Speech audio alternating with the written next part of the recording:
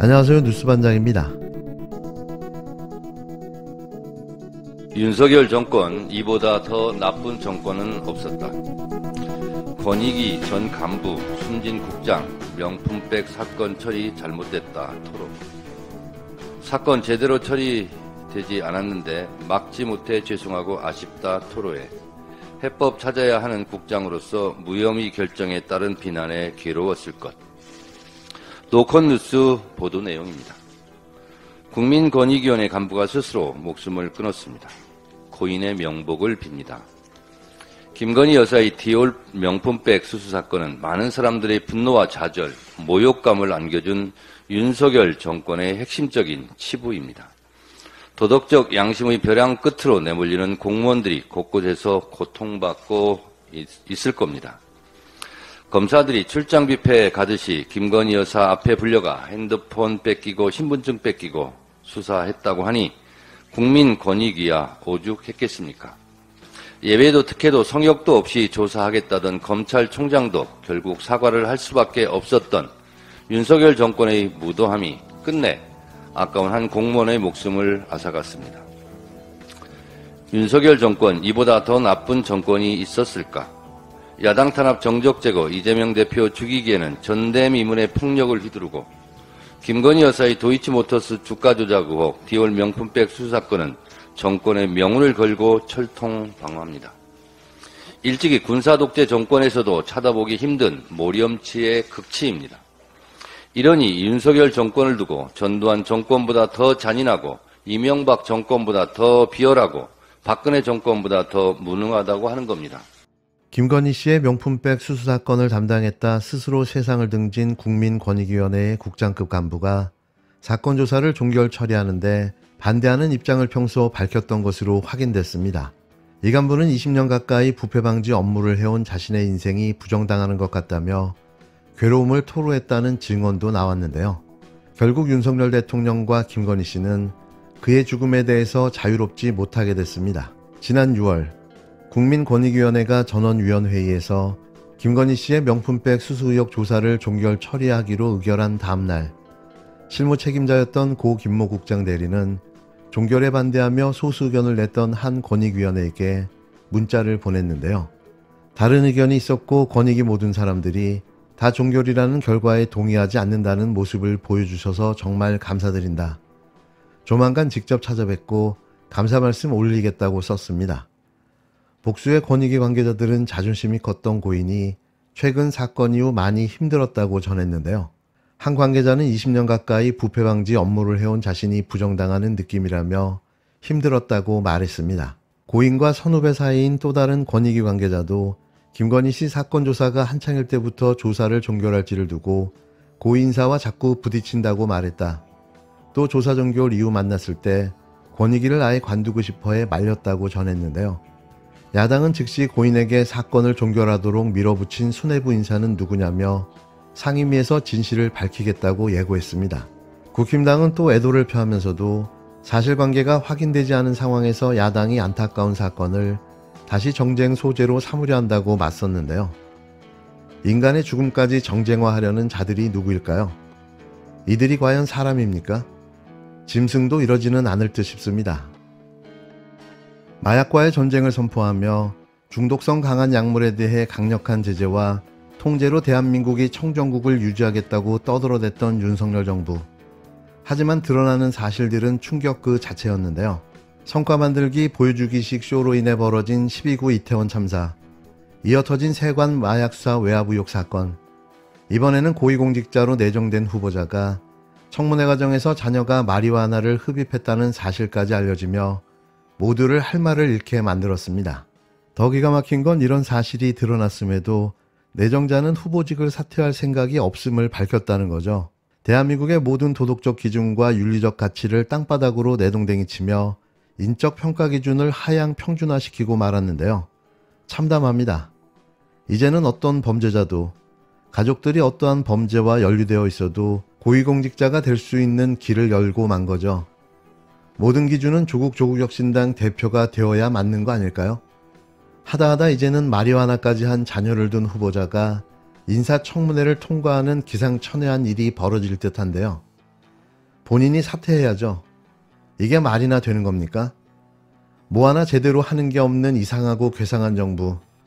역시나 입벌구 정부였음을 스스로 자인하고 말았습니다. 도덕성과 자질 문제를 두고 여러 의문이 제기됐던 유상임 과학기술정보통신부 장관 후보자의 아들이 과거 미국에서 마리화나를 흡입했던 사실까지 드러나 윤석열 정부의 인사검증 시스템이 얼마나 부실한지 다시금 확인됐는데요. 야당은 유상임 후보자의 자진사퇴 또는 윤석열 대통령의 지명 철회를 요구했습니다. 7일 과학기술정보통신 장관 후보자 인사청문회에선 위장 전입, 아들 병역 기피 등 자녀 문제가 주요 쟁점이었는데요. 여기에 또 다른 의혹이 추가되면서 여야가 대립하고 있습니다. 유상임 후보자의 큰아들은 2006년부터 2012년 말까지 유학, 출국, 단기여행 등을 이유로 병역 판정 검사를 연기했는데요. 이듬해인 2013년 1월부터 2월 20일 사이엔 해외에 불법 체류하며 병역 검사를 받지 않아 병역 기피 의혹이 제기됐습니다. 지금 유학을 목적으로 미국에 체류했다고 했지 않습니까? 불법 체류 왜 했습니까? 그것은 질병과 관련이 있습니다. 이후 야당은 미국 현지 의사가 작성한 소견서 요약본에 유보의 장남이 부정기적으로 마리화나를 흡입했다는 내용이 담겨 있다고 공개하고 후보자 사퇴를 요구했는데요. 너무나도 당연한 요구인 거죠. 역대 이런 후보자가 있었나 싶습니다. 2014년 장남이 질병으로 현역 면제를 받긴 했지만 후보자가 그 전에 일어난 불법 체류와 마리화나 흡입 문제를 질병 때문이라며 덮으려 한다는 건데요. 자녀의 위장 전입도 도마 위에 올랐습니다. 작은 아들이 2007년 주소지를 강남구 대치동 음마아파트 신고만 하고 실제로 살지 않았는데 그곳이 후보자 동생인 유상범 국힘당 의원의 집이었는데요. 그러면 검사였던 동생과 그 당시 서울대 교수로 공무원이었던 후보자가 함께 위장 전입을 상의한 것이네요. 야당은 부적격 후보자가 인사청문회장에 서게 된 것은 윤석열 정부의 인사검증 시스템에 문제가 있기 때문이라고 강도 높게 비판했습니다. 여당은 비공개로 검증하기로 한 후보자의 가족병원 기록을 공개한 야당이 인사청문회의 금도를 어겼다고 비판했고 후보자 본인은 입장문을 통해 자식이 부모의 바람대로 되지 않는 점도 널리 이해해달라고 밝혔는데요. 만약에 야당 후보였다면 진작에 언론에 뿌려서 마녀사냥을 당했을 텐데요. 그나마 야당이 엠바고를 유지해 이 정도 수준인 거죠. 그런데 부모의 바람대로 되지 않는다. 이건 또 뭔 소리일까요? 나는 나의 자식과는 아무런 관련이 없다. 그래서 후보를 사퇴하지 않고 나는 과기부 장관을 하겠다는 이야기인데요. 이 정부 인사들은 대체 부끄러움이라는 게 뭔지는 알기나 하는 걸까요? 얼굴에 철갑을 두르지 않았다면 도무지 상상할 수도 없는 일인 거죠. 하기사 이진숙, 김문수, 김영석 등 입에 담기도 어려운 이름들이 너무나도 당당하게 임명되는 걸 보면서 절망하게 되는데요. 제발 임기를 다 채우기 전에 끌어내렸으면 좋겠습니다. 점심시간을 이용해서 후보자가 제출하지 않았던 그동안 10시 10분 전에 제출받았던 자료를 봤습니다. 근데 석연치 않은 게 상당히 많이 있어요. 그래서 저희 야당 의원들이 함께 자료를 보면서 내린 결론은 이런 내용 때문에 제출하지 않았구나라는 합리적 의심을 하게 됐습니다. 예, 계속 말씀하십시오. 사실 앞서 얘기했지만 병역 비리 의혹, 위장 전입, 그 다음에 합법적으로는 고지 거부를 할 수 있지만 통상 독립생계라는 이유로 안 하지만 아버지, 엄마 집에 살고 있는 아들에 대해서는 저는 고지를 했어야 된다고 보거든요. 투명하게. 근데 그 부분에 대해서도 고지 거부를 하셨어요. 그래서 그 도덕성과 자질, 그다음 정책 검증을 하는 인사청문회에서 후보자의 도덕성 이 부분에 상당히 흠결이 있다라는 걸 저는 결론을 내렸다는 점 먼저 말씀을 드리고 2005년도부터 이 인사청문 요청안에 보면 후보자의 학력 경력 중에 2005년부터 2006년 사이에 그 서울대학교 대학원 재료공학부 부교수 시절에 연수를 가십니까? 연구년으로 예, 가시죠. 그 경력은 뭐 의도적으로 뺀 건 아니죠. 1년 체류하고 미국에 체류했던 경력이 그 의도적으로 뺀 건 아니시죠?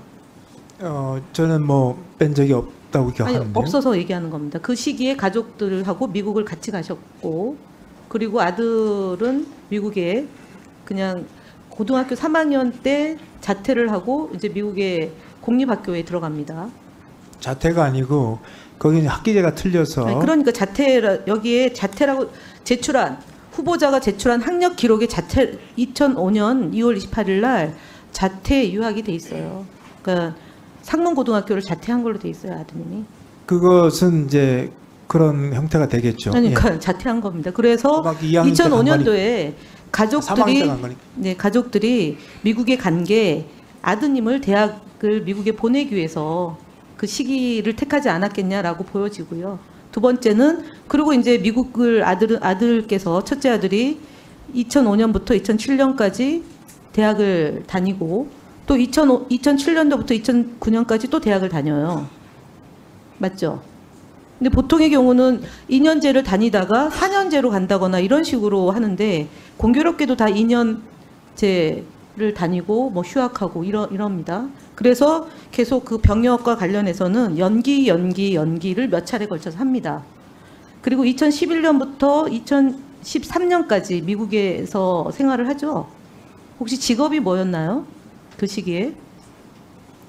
장남 직업을 말씀하시는 근데 거예요? 뭐 미국에 그 시기에 미국에 썼던 건 장남밖에 없으니까요. 뭐 그때 직업은 학생이었죠. 휴학하고 뭐 제가 그걸 설명을 드릴 시간이 있을지 모르겠습니다. 아니 그때 직업이 뭐였냐고 물었습니다. 2005년 7년이 학생이었고 2007년 9년이 학생이었는데 2010년부터 13년 2월까지 직업이 무엇이었습니까? 장남의 직업이 학생이었습니까? 아마 휴학이었던 것 같아요. 그럼 학생이 아니잖아요. 그럼 무슨 비자로 거기에 체류하게 된 건가요? 미국에서? 휴학을 해도 아직은 학생 비자가 그럼 국내에 있습니다. 들어와서 병역의 의무를 다해야 되는 거 아닙니까? 아버지가 공직을 적어도 서울대학교 교수라면 공직 아닙니까? 대한민국 국가공무원이잖아요. 아들 입장에서는 학업을 아니, 맞추고 싶죠. 예. 그게 아니고 대한민국에 그 병역의 의무가 있잖아요.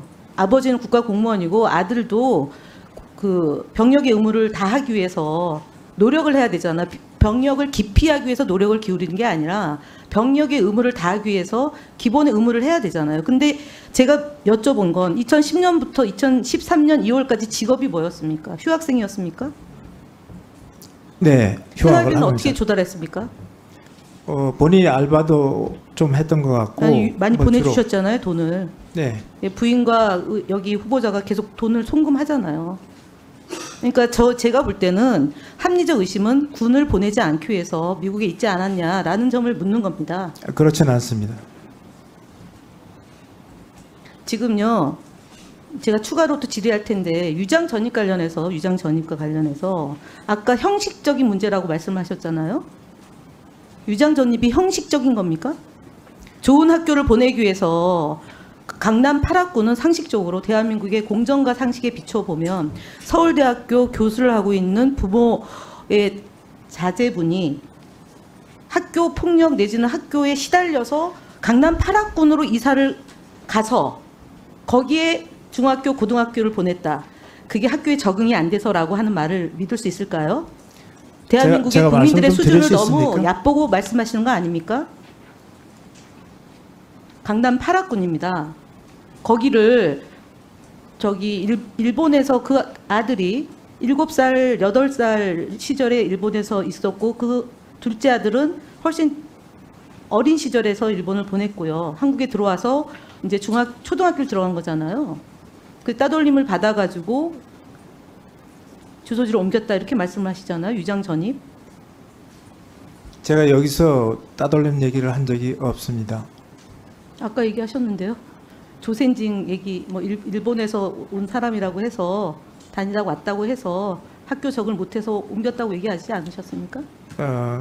김영 간사님 아마 다른 데서 들은 게 아닐까요? 제가 이 자리에서 얘기한 적이 없습니다. 제가 다시 속기록 확인하겠습니다. 그런데 지금 말씀드린 아까 병역 기피와 관련해서 직업이 휴학이라고 얘기했고 그 아들이 그리고 초등학교 때는 학교를 8학군으로 옮겼고 혹시 그 주소지 중에요. 음마아파트의 그 주인이 누군지는 아세요?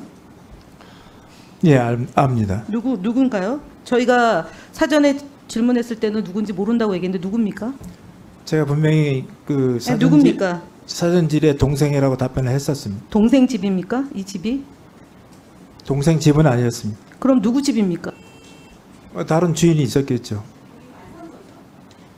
동생이 전세를 살았습니다. 거기. 부인과 유창률이 거기 살진 않은 거죠? 유창률은 거기로 가지 않았습니다. 그건 차남입니다. 예, 장남은 외할아버지 집에. 예. 장남은 거기서 반 정도 다녔습니다. 예, 그 차남과 제 아내가 거기서 살진 않았습니다.